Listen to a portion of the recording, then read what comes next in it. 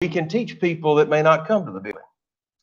And that's the hope this week, I know, in this effort, that there might be folks that maybe would not come to be with us here, but we might be able to reach some in that way.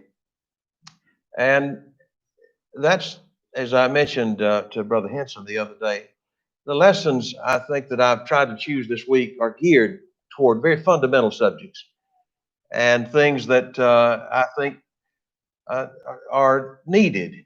They may not be new to an audience like this, but they are really critically important issues that deal with the fundamentals of our relationship with God, with our recognition of who we are and where we're going. And it's in that light that we share the lesson on Ecclesiastes, because this lesson, I think the book of Ecclesiastes is just a marvelous gift, and I'm sure you do too. Folks I'm talking to are students of this book, have been for years, but do you ever find that sometimes, even among brethren, there is a resistance to a book like Ecclesiastes? It seems to have a bad rap in some areas, in some places, some quarters. People say that's such a pessimistic book.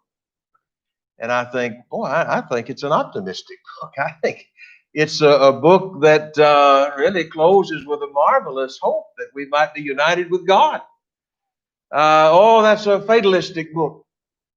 No, I don't think so at all. I don't think that Ecclesiastes is a book that says that your fate is sealed and not much you can do. I think the whole book is about choice and making the good choices and the difference that makes.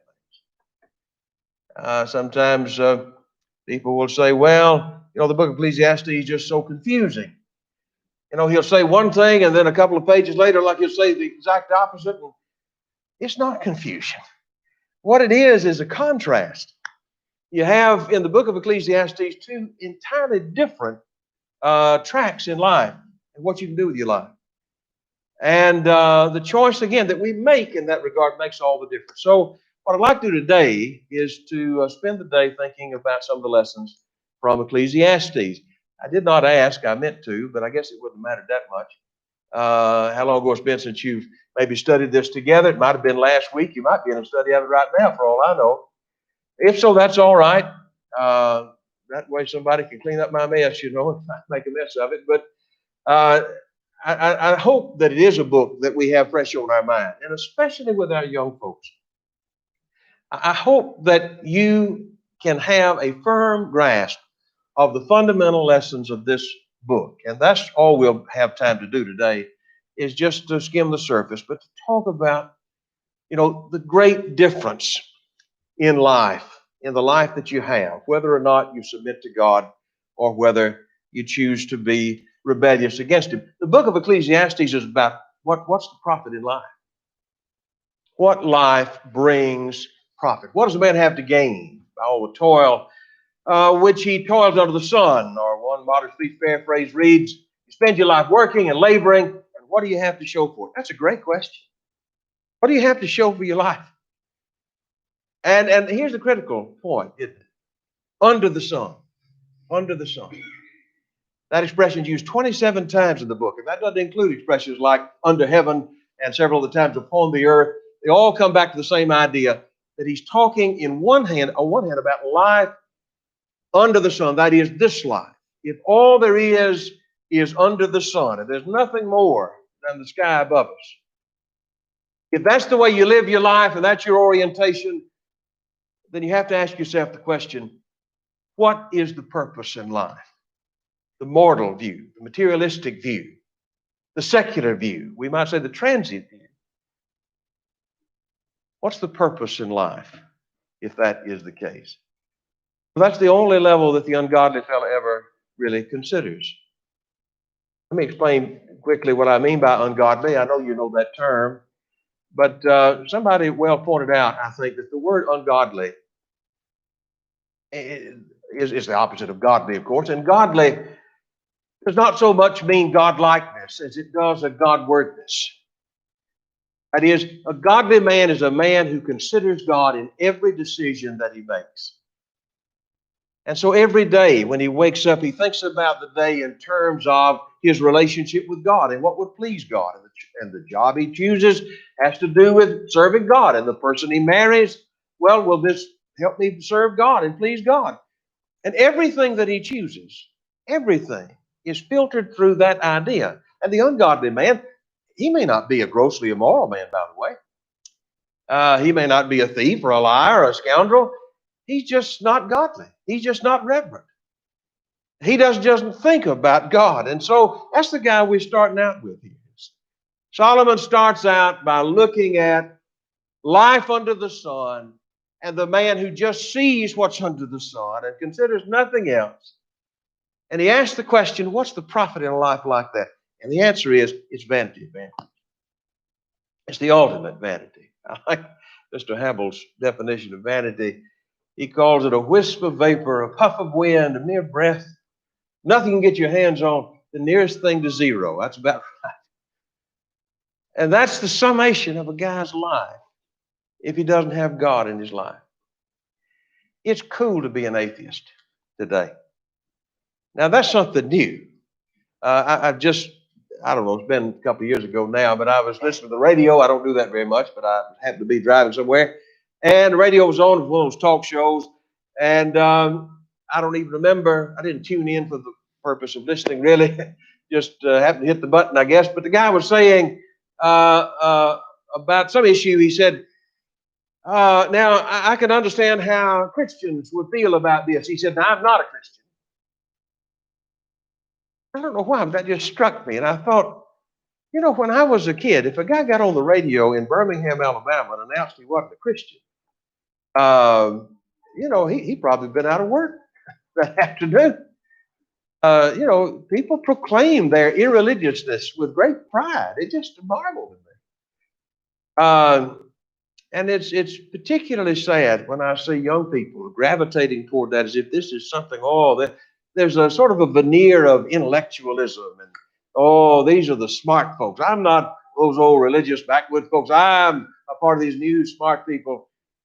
I tell you, that's why this book is so modern and so relevant, because it just cuts through all that nonsense. And it's how he starts out.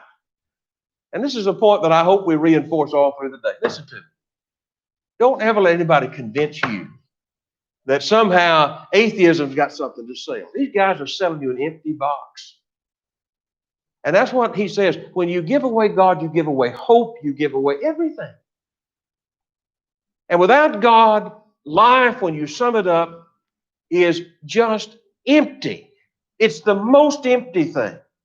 And that disturbs us as human beings because we're made differently. I go to chapter 1, verse 13. I gave my heart to seek and to search out by wisdom concerning all things that are done under heaven. This sore travail is God given to the sons of man to be exercised therewith. The point, Lexham in his translation reads, I applied my mind to seek and to search by wisdom all that is done under the heaven. It is a grievous task that God has given to humans. There's something about the way God made us as human beings in his image, after his likeness, that he has given us a sense of eternity. And the idea that we are just going nowhere just runs against our very nature. It runs against the grain of what we're made to be. I don't think that applies to other creatures. I've used the illustration before. My wife has house cats.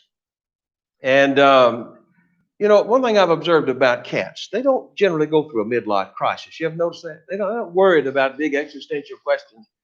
They just look for a place to sleep.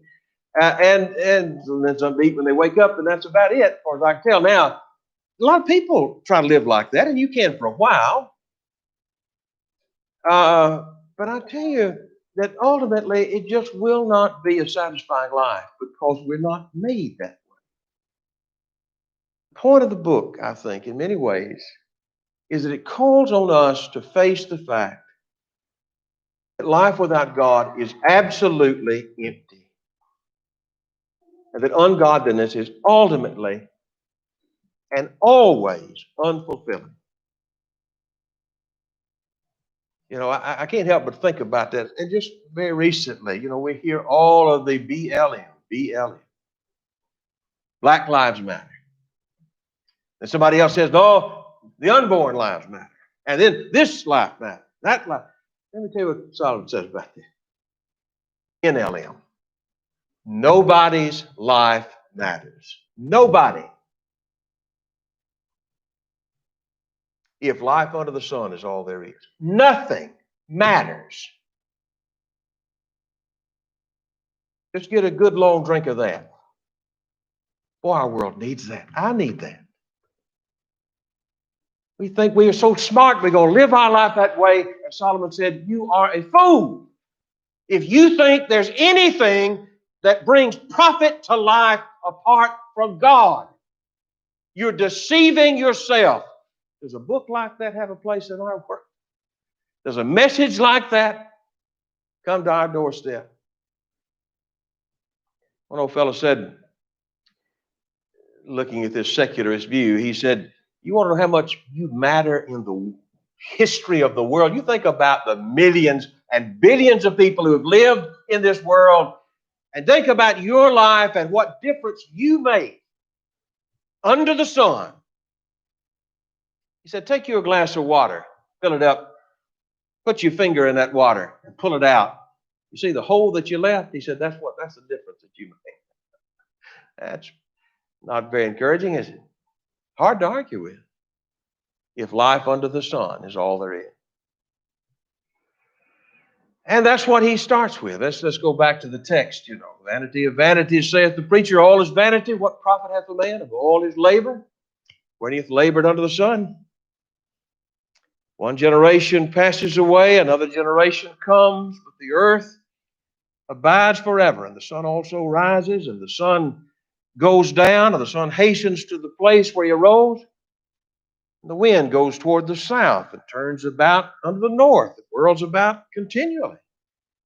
The wind returns again according to his circuits. The rivers run into the sea, and yet the sea is not full. Out of the place from whence the rivers come, thither they return again. All things are full of labor. Man cannot utter it. The eye is not satisfied with seeing, nor the ear filled with hearing.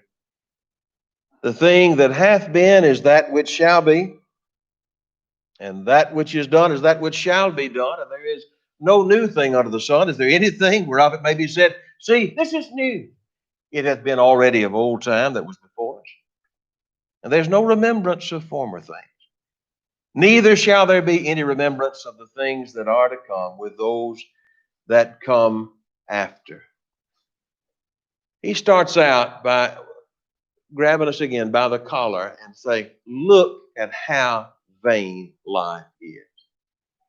Starts out with the elements, sun, wind, fire, and water, or earth, wind, fire, and water. And he says, the planet keeps on turning. And you never run out of wind, you never run out of water, the sun keeps on shining in the sky. I know I've probably told you before at some point this story.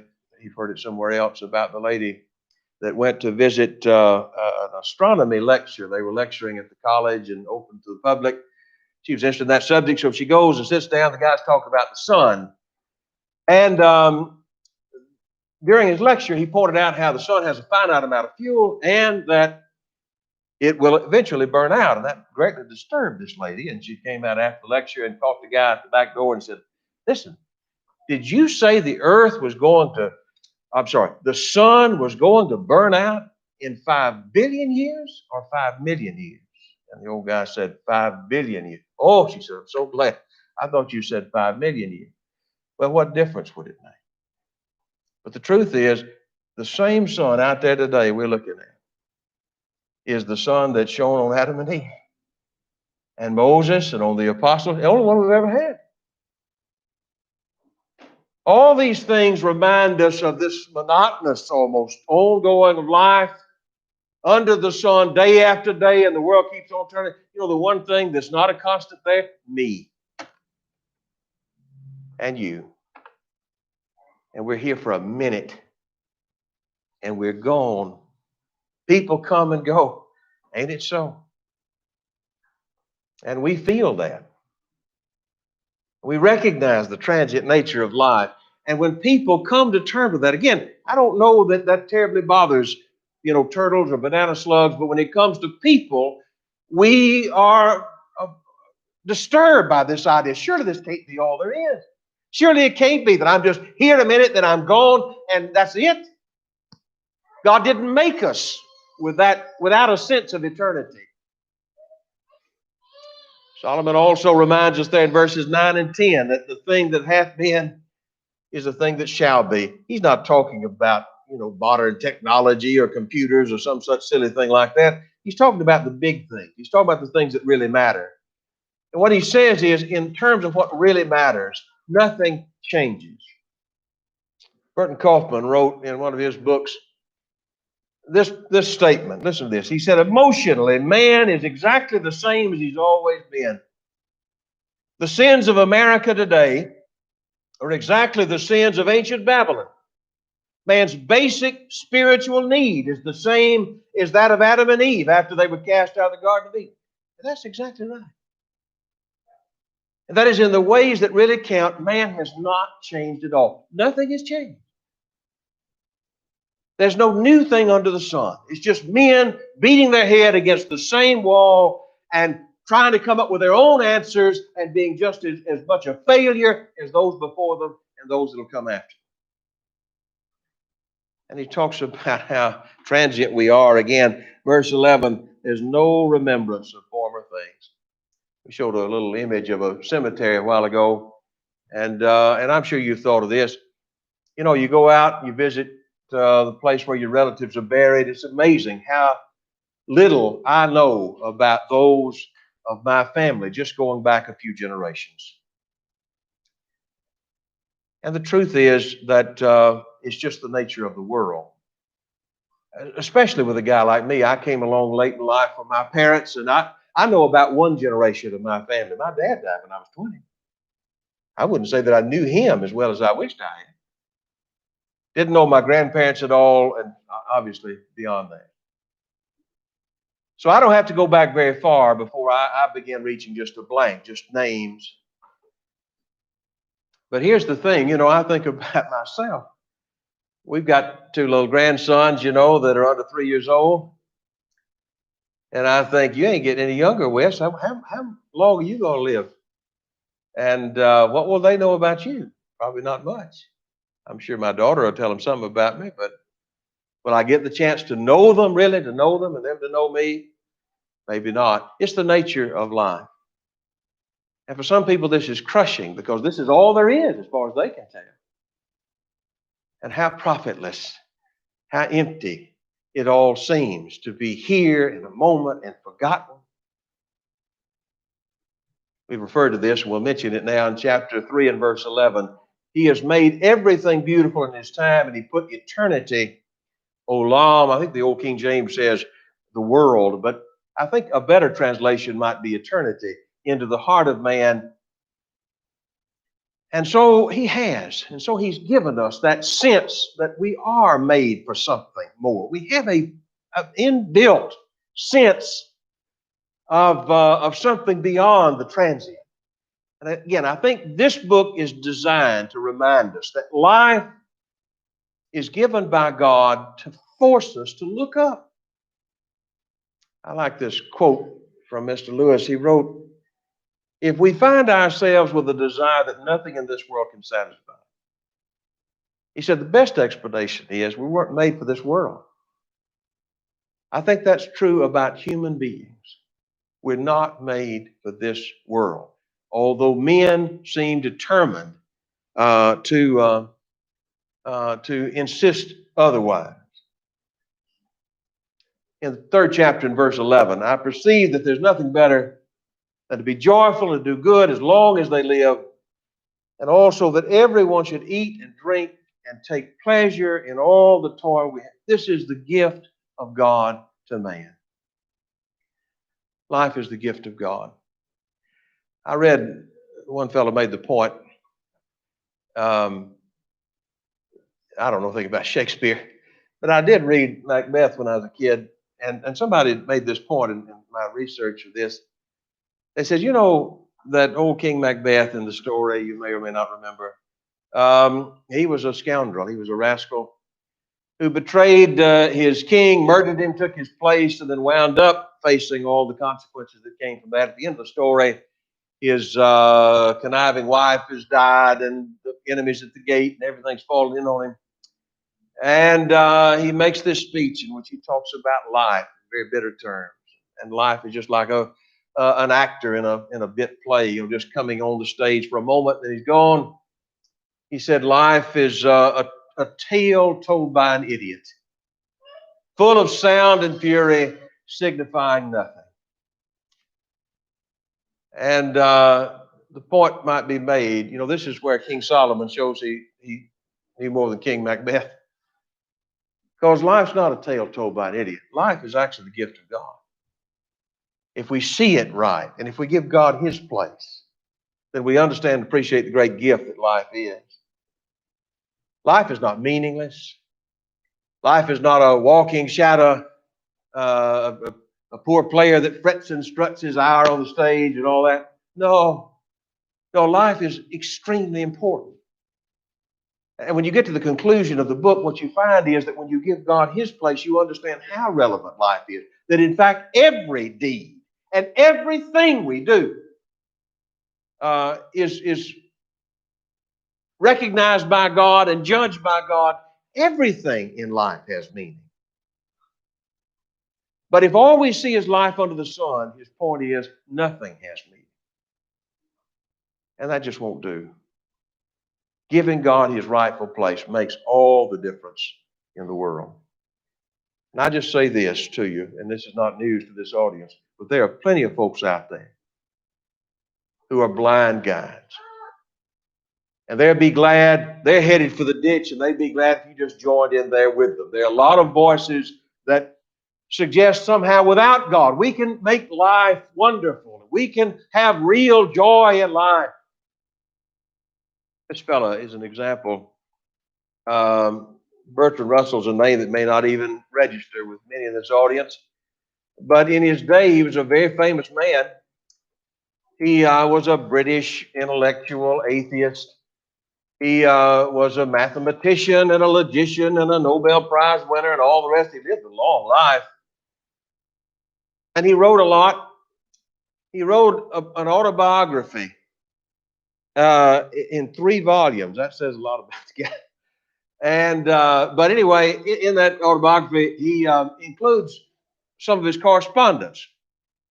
And I'm just dropping in in a section of a letter that he wrote that he included himself in this autobiography. He wrote, "Why should you suppose I think it foolish that we wish to see people one is fond of? What else is there to make life tolerable?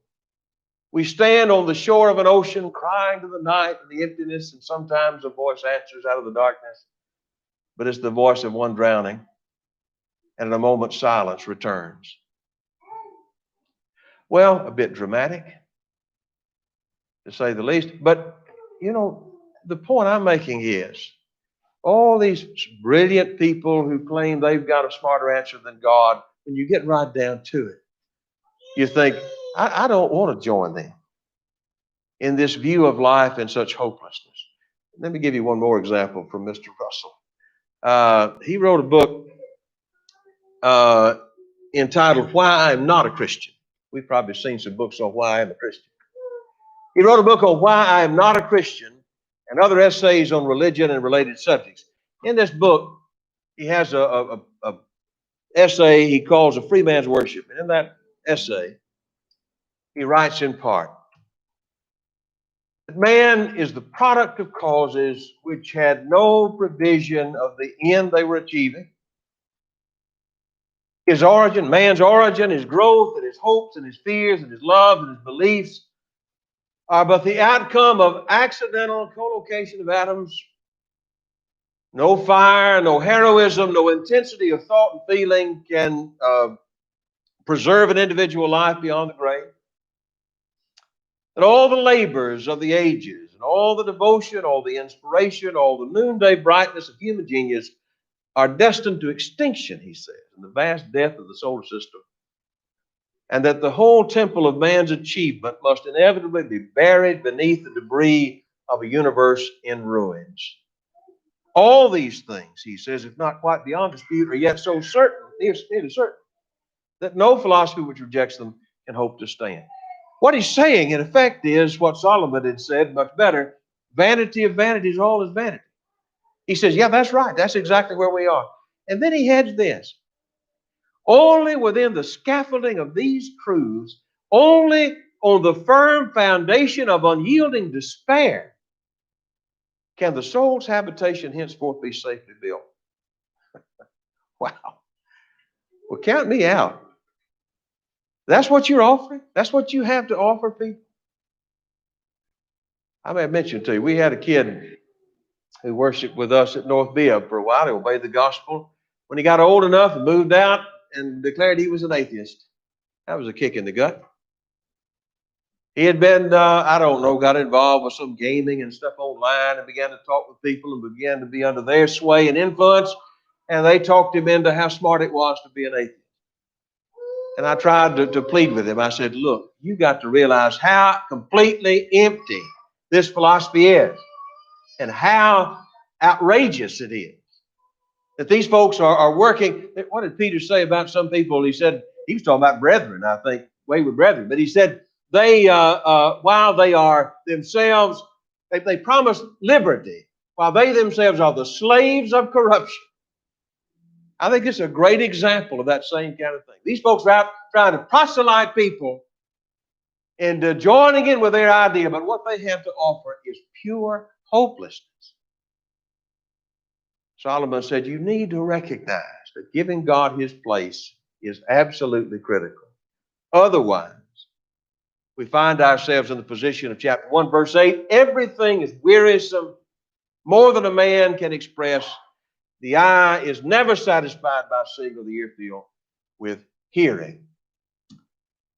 So Solomon says in chapter 2 and verse 12, I turn myself to behold wisdom and madness and folly, for what can the man do that comes after the king, even that which has been done already? So I think Ecclesiastes represents Solomon. Of course, it's inspired, but it also represents an account of Solomon's confessing his own mistakes. I do believe Solomon wrote this book. There's some smart students who disagree with that. But I'll tell you, it's just obvious to me that I know he's not mentioned by name, but it's so obvious who he's referring to here. This is either Solomon or somebody who wants us to think he's Solomon. And I just don't believe the Bible is the product of fraudulent authors. So here's Solomon. And some people wonder, how could Solomon get off like he did in such disastrous behavior? And then I think, well, you know, if you were as gifted as Solomon, and if I were, and I had people coming all over the world to bow before me and praise me for how smart I was and had all that money, it's not hard to see how somebody could get distracted or let their ego get out of control. And Solomon, I think, did that for a time. And knowing what he knew he should have known better, certainly, but he began to explore other avenues. Is there something else in life? And what he did was he went through a number of experiences in life looking for something that would bring meaning and something that would fulfill him. And he said, you can try those same dead-end roads if you want to, but I'll tell you, you won't be able to go down them as far as I did. I had more money, more power than you'll ever have. I explored them to the full. And what I found was there was great emptiness. And so a lot of the book of Ecclesiastes is taken up with the search for fulfillment apart from God. And one of the things that Solomon talks about here, 15 after, is that when I quit? So, okay. All right. Is the search for fulfillment in wisdom. So you look back at chapter 1 and verse 12. The preacher was king over Jerusalem, Israel and Jerusalem. And I gave my heart to seek and to search out by wisdom concerning all things that were done under heaven. This sore travail hath God given to the sons of man to be exercised therewith. And I've seen all the works that are done under the sun, and behold, it's all vanity and vexation of spirit. That which is crooked cannot be made straight, and that which is wanting cannot be numbered. And I communed with my own heart, saying, Lo, I am come to great estate, and have gotten more wisdom than all that were before me in Jerusalem. Yea, my heart had great experience of wisdom and knowledge. And I gave my heart to know wisdom and to know madness and folly. And I perceive that it's also vexation of spirit. For in much wisdom is much grief, and he that increases knowledge increases sorrow. What do you think he means when Solomon says, I explored wisdom? Well, I don't think this is divine wisdom. I don't think it's inspiration. That's not the wisdom he's talking about. This is in contrast. I was turning from God and looking for wisdom to be my God. I'll tell you a word I can put on that that I think fits pretty well: science. Now, I'm not opposed to learning. I'm not opposed to facts. I'm not opposed to true science. But the way people throw the word science around, I think it's a pretty good fit. Science is the God of the modern world. And, if somebody stands up and says, science says, well, that just settles it. And maybe there's just one fellow in the crowd that might say, do you realize how many things science has said through the years? Do you realize how many books have been rewritten and how many? But anyway, I think that's the idea, that through human investigation and human learning, we can come up with all of the answers. And I'll tell you, Solomon had a brilliant mind. He knew a lot about a lot of things. He knew about music, and he knew about botany, and he knew about zoology. And he was a man that people came from all over the world to hear him lecture. But he said, and by the way, and he thought maybe somehow this is going to be where I'll find. If I search the world, then I'll know what I need to know. Men still doing that, by the way. Richard Dawkins, the famous atheist, talks about outgrowing God. This is a book by Stephen Hawking. You may remember him. Was a brilliant theoretical physicist at Oxford. He was remembered, I guess, because he had Lou Gehrig's disease as well. And functioned for a long time with that, died fairly recently. But he wrote a very popular book called A Brief History of Time. And in the book, he's talking about how that through the study of physics, we can come up with the answers that men are seeking for. He starts off the book by saying, what do we know about the universe? And how do we know it? And where did the universe come from? And where's it going? And did the universe have a beginning? And if so, what happened before then? What's the nature of time? Will it ever come to an end? Can we go back in time? Well, you and I know you can't answer those questions without God. But Mr. Hawkins said, recent breakthroughs in physics have made it possible in part by fantastic new technologies suggesting answers to some of these long-standing questions. At the end of the book, he still doesn't have the answers, but he's sure that he will. He says, and if and when we do discover this complete theory, then we shall all take part in the discussion of the question of why it is that we in the universe exist. And if we find the answer to that, we should have the ultimate triumph of human reason. Then we would know the mind of God. Just a human being who thinks that somehow if he just keeps on looking, he can figure out and be as smart as God is. As if these men do not realize that the job of God is already filled. And by the way, they ain't qualified anyway. And no other man is. But Solomon thought for a time, just like these men did, I can find through searching. I can find the answers to make sense of life. I don't need God to tell me. And then he came to this conclusion. He said, I told myself I'd be smart and I'd try to understand, but it was too much for me. Truth is beyond us. It's far too deep. You've heard this before, but one of the marks of a truly wise man is he's a man who knows what he doesn't know. You meet a guy who thinks he knows everything. That guy doesn't know anything. But you meet a guy who knows what he doesn't know. Now, that's a mark of wisdom. Modern men don't seem to have that mark, but Solomon, who should have known better to start with, was reminded of it as he searched for wisdom as the answer to the questions in life. So let me close with this. We come back to chapter 11, verse 3 and verse 11. How beautiful God has done everything at the right time. He's put a sense of eternity in people's minds, yet mortals still can't grasp what God is doing from the beginning to the end of time. We read this verse a moment ago. I want to emphasize this last part as we close this session. Not only has God put eternity in our hearts, but he said he also, despite that, works in ways that we don't understand. We were talking a while ago about, what was it, the line in Shakespeare that Macbeth said, life is a tale told by an idiot. No, that ain't right. But as one fellow said, maybe we could say it's a tale told to an idiot. Maybe I'll go for that. If we use that term in a clinical sense, idiot meaning just somebody who's limited. They're limited in knowing what's going on. That's me. We may be made in the image of God, but the truth is we will never understand all of God's purposes and God's work because we're men. And the humility of recognizing our limits and thinking that somehow, understanding somehow that our think souls and our work can come up with all the answers apart from God, that arrogance that we see all around us today and praise so highly is just destined to complete failure. So let's stop there and we'll pick up, Lord willing, next hour with another part of this lesson. Thank you very much for your kind attention, your patience.